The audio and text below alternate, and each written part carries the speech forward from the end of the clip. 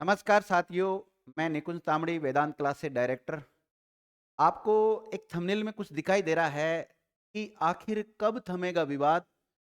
भजन लाल जी शर्मा एक तरफ राजस्थान के चीफ मिनिस्टर और एक तरफ राजस्थान सरकार में ही कैबिनेट मिनिस्टर डॉक्टर किरोड़लाल मीणा। इनकी दो फोटो आपको दिखाई दे रही है और काफ़ी विद्यार्थी हमेशा मेरे से पूछते रहते हैं, सर ये विवाद है क्या आखिर।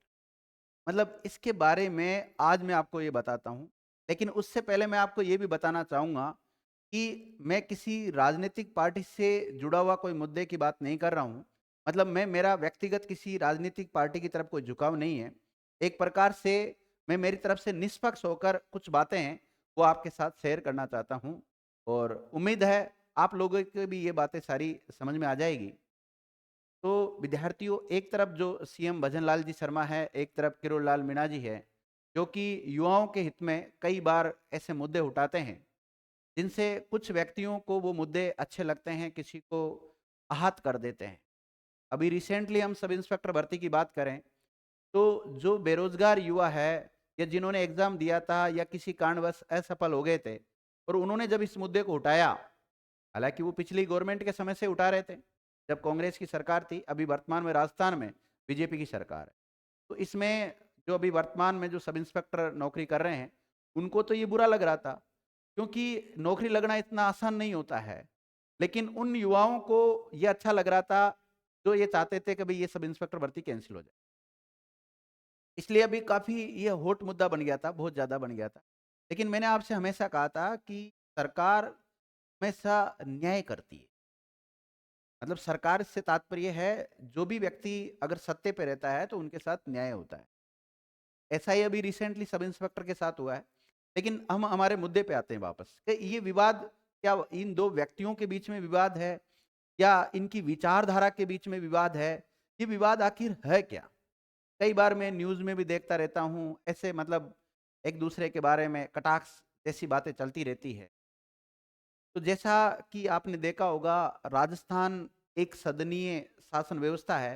राजस्थान का जो विधानमंडल है, उसमें केवल विधानसभा होती है, विधान परिषद नहीं होती है। क्योंकि केंद्र में जो कानून बनाने वाली जो संस्था है, उसका नाम संसद है और राज्यों में जो कानून बनाने वाली संस्था होती है, उसका नाम विधानमंडल होता है। और विधानमंडल द्विसदनात्मक होता है, कुछ राज्यों में और कुछ में एक सदनात्मक होता है। विधानमंडल की संरचना की बात करें तो विधानमंडल में विधानसभा आता है, विधान परिषद आता है और राज्यपाल उसका अभिन्न अंग होता है। लेकिन राजस्थान के संदर्भ में देखें तो राजस्थान में विधान परिषद नहीं है, राजस्थान में एक सदनीय व्यवस्था है और केवल विधानसभा है।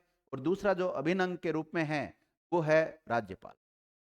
तो जब 16वीं राजस्थान की 16वीं विधानसभा के इलेक्शन हुए, तो उस समय बीजेपी ने अपना जो सीएम का चेहरा होता है, वो डिक्लेयर नहीं किया था। ये नहीं कहा था कि भाई चुनाव के बाद में कौन सीएम बनेगा। जैसे पहले जब मोदी की सरकार बनी थी या मोदी जी भारत के प्रधानमंत्री बने थे, उससे पहले ऐसा होता था कि किसी भी राज्य में जब भी कोई पार्टी खड़ी होती थी, तो सीएम चेहरा पहले ही घोषित कर दिया। लेकिन मोदी जी ऐसा नहीं कर रहे हैं। और इससे पहले मैं आपको एक चीज और बता देता हूँ। हमारे भारत में हमने संघीय शासन व्यवस्था को अपनाया। संघीय शासन व्यवस्था से तात्पर्य है कि केंद्र लेवल पर कानून बनाने वाली जो संस्था है या केंद्र लेवल पर शासन अलग तरीके से चलेगा और राज्य लेवल पर अलग चलेगा, लेकिन एक दूसरे से जुड़े हुए रहेंगे। आपातकालीन जैसी परिस्थितियों में केंद्र का कंट्रोल हो जाए। अब कई बार जैसे मैं बच्चों को पढ़ाता रहता हूँ, ऑफलाइन भी पढ़ाता रहता हूँ, मेरे जो मित्र मंडली है उनके साथ भी जब मैं बैठता हूँ, तो ऐसी बातें सामने आती है कि राजस्थान की सरकार को तो इस बार केंद्र के द्वारा चलाया जा रहा है। यानी सीधा सीधा मैं अगर कहूँ तो मोदी जी ही राजस्थान की सरकार को चला रहे हैं। भाई केंद्र का कंट्रोल रहना चाहिए, लेकिन केंद्र का ज्यादा कंट्रोल भी नहीं होना चाहिए। ज्यादा कंट्रोल होता है तो जो संघीय शासन व्यवस्था हमने अपनाई है, कहीं न कहीं उस लोकतंत्र में हमें निरंकुश शासन व्यवस्था देखने को मिल जाती है। केंद्र का कंट्रोल होगा, नहीं तो राज्य फिर स्वतंत्र रूप से व्यवहार करने लग जाएंगे। अब बात करते हैं हम राजस्थान की। तो वर्तमान स्थिति यह है कि केंद्र में भी बीजेपी की गवर्नमेंट है और राजस्थान में भी बीजेपी की गवर्नमेंट है। और राजस्थान में जो विधानसभा का कार्यकाल चल रहा है, वो चल रहा है 16वीं विधानसभा का कार्यकाल। अगर इसके कुछ पदाधिकारियों की बात करें तो राजस्थान के जो मुख्यमंत्री है, वो भारतीय जनता पार्टी के भजनलाल जी शर्मा हैं। और उन्हीं के ही जो मंत्रिमंडल बनाता है क्योंकि मंत्रिमंडल में कौन व्यक्ति शामिल होंगे ये डिसाइड करता है सीएम। सीएम जो चाहता है वही व्यक्ति उसके मंत्रिमंडल में शामिल होंगे। अब किरोड़ लाल मीणा भी उनके मंत्रिमंडल में ही शामिल है और उसमें उनको कैबिनेट मंत्री का दर्जा और प्राप्त है, यानी कैबिनेट मंत्री है वो इसमें। क्योंकि 3 प्रकार के मंत्री होते हैं, आपने सुना होगा। कैबिनेट मंत्री होते हैं, राज्य मंत्री होते हैं। राज्य मंत्री भी 2 टाइप के होते हैं, स्वतंत्र प्रभार वाले और बिना स्वतंत्र प्रभार वाले। और एक होते हैं उप मंत्री। कौन होते हैं? उप मंत्री। हालांकि एक संसदीय सचिव की भी नियुक्ति करते हैं, लेकिन वो मतलब मंत्री पद में नहीं आता है। वो केवल जो नए विधायक होते हैं उनको एक प्रकार से मंत्री के क्या काम होते हैं उनको मंत्री की मदद करने के लिए ही उनकी नियुक्ति करते हैं।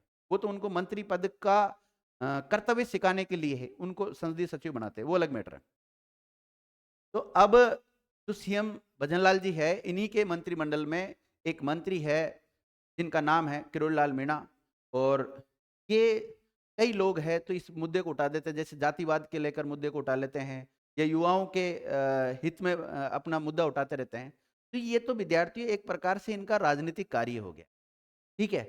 बाकी ऊपर लेवल पर इनके आपस में क्या द्वेषता है, क्या विचार मेल खाते या नहीं खाते, और व्यक्ति है विद्यार्थियों, अलग अलग व्यक्ति होते हैं, अलग अलग स्वभाव के व्यक्ति होते हैं। कई बार विचार मेल नहीं खाते, जैसे हमारा भी परिवार होता है, परिवार में सारे व्यक्तियों के कई बार विचार मेल नहीं खाते। ये तो परिवार की बात है, जब हमने एक ही परिवार में जन्म लिया है उनकी। ये तो अलग अलग क्षेत्रों से आए हैं, सब अलग अलग जाति से आए हैं, अलग अलग धर्मों से आए हैं, तो इनके कई बार विचार मेल नहीं खाते। इसको फिर हमारा समाज अलग ही तूल दे देता है, मीडिया अलग ही मतलब ऐसे टाइटल लगा लगा के उसको दे देता है। इससे क्या, प्रत्येक व्यक्ति गुमराह हो जाता है। तो मैं अगर शॉर्टकट में कहना चाहूं तो जो 16वीं विधानसभा है, इसमें सीएम तो कौन है? भजनलाल जी शर्मा है।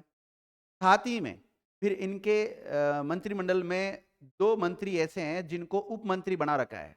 एक तो दिया कुमारी है और एक प्रेमचंद बेरुआ है, ठीक है। इनको सदन में उपनेता भी बना रखा है, और विधानसभा में जो सदन के नेता है वो कौन है? भजनलाल जी शर्मा है। राजस्थान में अगर कोई कानून बनाने वाली बात आएगी तो राजस्थान की विधानसभा ही कानून बनाएगी। और राजस्थान के अगर वर्तमान में देखें हम कि गवर्नर कौन है, तो हरिभाऊ बागड़े। कौन है? हरिभाऊ बागड़े है। और राजस्थान विधानसभा के जो 16वीं विधानसभा है उसके वर्तमान में अध्यक्ष कौन है? वासुदेव नानी। कौन है? वासुदेव देवनानी। राजस्थान में जो विपक्ष के नेता है, विधानसभा में विपक्ष का नाम नेता है, उनका नाम टीकाराम जूली है। क्या है? टीकाराम जूली। तो ये तो हमारे जो स्टूडेंट जो कंपटीशन की तैयारी करते हैं तो वहां से ऐसे कोई छोटे मोटे सवाल पुटअप हो जाते हैं। अब बात करें हम, आखिर विवाद है क्या? तो सीएम भजनलाल जी को पुराना जो राजनीतिक अनुभव है वो ज़्यादा नहीं बताया जाता है कि भाई ये पहली बार ही राजस्थान के सीएम बने हैं, और इससे पहले ये विधायक भी नहीं बने। तो पहली बार ही विधायक बने, पहली बार ही सीएम बने। लेकिन जो व्यक्ति पहली बार सीएम बनता है, पहली बार विधायक बनता है, तो हो सकता है स्टार्टिंग में कुछ बातें हैं वो नहीं पता होती, लेकिन धीरे धीरे धीरे धीरे जब व्यक्ति काम करता है तो उसे पता लग जाता है। और वहीं किरोड़ लाल मीणा को देखें हम तो इनको काफ़ी कई वर्षों का, मतलब लगभग 4 से 5 दशक का इनको अनुभव है राजनीति का। इन्होंने मतलब राजनीति करते हुए काफ़ी समय हो गए हैं, कई बार विपक्ष में भी ये रहे हैं। तो काफ़ी अरसे से इनको मतलब राजनीतिक नॉलेज है। कई सेंटर में भी इन्होंने काम किया, राज्यसभा के सदस्य भी ये रह चुके हैं, और राजस्थान विधानसभा के भी ये सदस्य रह चुके हैं। काफ़ी एक्सपीरियंस वाले व्यक्ति बताए जाते हैं। और वर्तमान में इनकी सरकार भी है, बीजेपी की गवर्नमेंट है। लेकिन कई बातें ये ऐसी बोल देते हैं, जनता के बीच में जाके बोल देते हैं, और वहाँ सरकार उन चीज़ों को लागू नहीं कर पाती है। तो लोग सोचते हैं कि किरोड़ लाल मीणा की बात सरकार नहीं मान रही। सरकार को जब भी कोई निर्णय लेना होता है तो सर्वसम्मति से निर्णय लेना होता है। जो भी अन्य जो मंत्री वगैरह होते हैं उनसे डिस्कस किया जाता है, कैबिनेट की मीटिंग होती है, फिर उसके बाद में सीएम डिसीजन लेता है। हालांकि फाइनल डिसीजन तो सीएम का ही माना जाता है। और इसमें कई प्रशासनिक अधिकारी है वो भी इन्वॉल्व रहते हैं, उनके द्वारा ही रिपोर्ट तैयार की जाती है। क्योंकि मंत्री वगैरह उनको तो इतना ज़्यादा आता नहीं है विद्यार्थियों में, अगर सीधा सीधा कहूँ तो। क्योंकि जो भी प्रशासनिक अधिकारी होते हैं वही एक प्रकार से पूरी सरकार को चलाते हैं। लेकिन जो सामने जो चेहरा होता है वो इन राजनीतिक पदों का होता है। अब जैसे अगर बात करें तो राजस्थान में जो सबसे बड़ा प्रशासनिक अधिकारी होता है वो मुख्य सचिव होता है। और मुख्य सचिव वर्तमान में कौन है? सुधांशु पंत जी है। कौन है? सुधांशु पंत जी है। तो सुधांशु पंत जी हो गए, इधर डॉक्टर किरोड़ लाल मीणा हो गए, इधर हम सीएम भजनलाल जी शर्मा देखे। तो फिर इन सब बातों को लेकर कई बार कंट्रोवर्सी हो जाती है। कई बार मतलब न्यूज वाले है ना, ये उल्टी सीधी छाप देते हैं। हालांकि देखो, प्रेस को भी स्वतंत्रता का अधिकार है। हमारा भारत का कॉन्स्टिट्यूशन प्रेस को स्वतंत्रता का अधिकार प्रदान करता है, आपको और हमें भी स्वतंत्रता का अधिकार प्रदान करता है कि भाई जो बातें हैं, जो मुद्दे हैं, उनके ऊपर हम चर्चा कर सकते हैं। लेकिन किसी भी पदाधिकारी के बारे में अगर आप गलत बोलेंगे, तो कहीं आपको उसका खामियाजा भुगतना ना पड़ जाए। तो मैं मेरे चैनल के मार्फत आप सभी से, जो मेरे साथी मेरे साथ जुड़े हुए हैं, जो वेदांता फैमिली के जितने भी मेंबर हैं, उन सभी को जिन सोशल मीडिया पे मेरी जो आवाज़ जा रही है, मैं जो बोल पा रहा हूँ, उन सबसे एक ही कहना ये है कि जो भी व्यक्ति अपनी राजनीति कर रहा है, वो तो करता रहेगा। लेकिन आप एक पढ़े लिखे व्यक्ति हैं, आप अपना भविष्य बनाने की तरफ जा रहे हैं, आप इन राजनीतिक पेचीदगियों में ना पड़े, कौन क्या कर रहा है वो देखा जाएगा। बस आप हाँ, अपने हक अगर कहीं पे अपना हक आपको लेने की बात है, आपको हक नहीं मिल रहा, तो उसके लिए आप लड़ाई लड़ सकते हैं। मैं हमारा संविधान भी इस बात की हमें परमिशन देता है हम हमारा हक माँग सकते हैं, ठीक है? फाइनली रूप से मैं ये कहूँगा ऐसा कोई विवाद नहीं है, केवल ये राजनीतिक मुद्दे हैं, किसी मुद्दे पर इनकी बनती है, कई बार नहीं बनती। मैंने तो कई बार भाषण भी ऐसे देखे, क्योंकि सीएम भजनलाल जी शर्मा कई बार कहते हैं, हमारे राजस्थान के जो वरिष्ठ, ये कह सकते हैं इनको हम मंत्री, इनको बाबा नाम से जानते हैं और बाबा के पक्ष में मैं सदैव खड़ा हूँ और इनके जो विधानसभा क्षेत्र है उसमें कई योजनाओं को इन्होंने लागू भी किया है, बहुत ज़्यादा विकास भी किया जा रहा है। तो ये तो खुद किरोड़लाल मीणा जी ही बता सकते हैं कि वास्तव में चल क्या रहा है, या भजनलाल जी शर्मा बता सकते हैं। कई बार देखो एक सामान्यतः आप पर कोई भी परिवार की जिम्मेदारी होती है, यानी परिवार के अगर आप मुखिया होते हैं, तो आपके पास कितनी जिम्मेदारी होती है, सभी लोगों को संतुष्ट करके रखना पड़ता है, ठीक है? और छोटा-छोटा अगर कोई किसी बात पे नाराज़ हो जाता है, कोई किस बात पे नाराज़ हो जाता है, फिर भी हम सबको एक दिन ऐसा आता है कि सब समझ के बैठ जाते हैं, कोई विपत्ति आती है तो सारे एक हो जाते हैं। ऐसा ही बड़े लेवल पे देखें, राजस्थान लेवल पर देखें, तो वहाँ पर हमारे जो मुखिया है, राजनीतिक मुखिया है राज्य के, वो सीएम भजनलाल जी शर्मा हैं। वो जो भी करेंगे, सभी के हित में काम करेंगे। कुछ युवा कहते हैं कोई भर्ती नहीं निकाल रहे हैं, ऐसे हैं, जाति विशेष को लेकर टिप्पणियाँ करने लग जाते हैं। तो मेरा फिर वापस सबसे यही कहना है, किसी भी व्यक्ति के लिए आजकल सोशल मीडिया का ज़माना है, किसी भी जाति को लेकर, किसी धर्म को लेकर, किसी प्रकार की कोई टिप्पणी नहीं करना चाहिए। अगर किसी ने कोई मुकदमा करा दिया, कोई बात होगी, विद्यार्थियों लेने के देने पड़ जाएँगे, कोई मतलब नहीं है इन चीज़ों में, केवल आप अपना कार्य कीजिए, अपना करियर पर ध्यान दीजिए, आपका जो भी गोल है, उसको अचीव करने पे ध्यान दीजिए। मैं इतना ही कहूँगा। Thank you विदे